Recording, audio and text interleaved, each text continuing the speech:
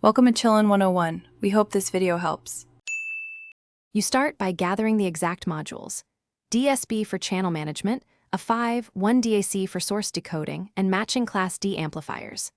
Once done, mount the DSB and DAC near the front panel to ease I/O routing. Make sure power rails meet each module's tolerance.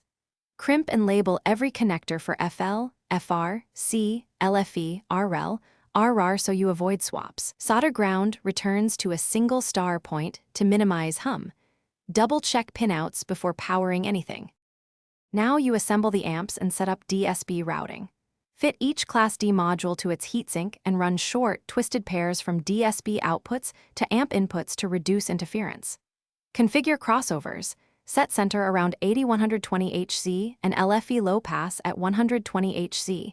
Then apply time alignment to correct speaker distances. This preserves imaging. Use test tones to set channel gains so levels match.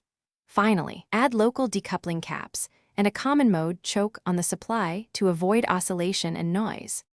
Finish by connecting inputs and running a calibration sweep using an SBL meter or calibrated mic. Save that DSB profile. Once done, play multi-channel content to verify imaging and LFE extension. Make sure amps don't clip and that heatsinks stay within safe temperatures. If you encounter hum, recheck star ground and eliminate ground loops. If a channel is weak, measure speaker impedance and continuity, inspect solder joints, and swap amp modules to isolate faults. Recalibrate after fixes and confirm stability. Thanks for watching. Consider subscribing if we helped you.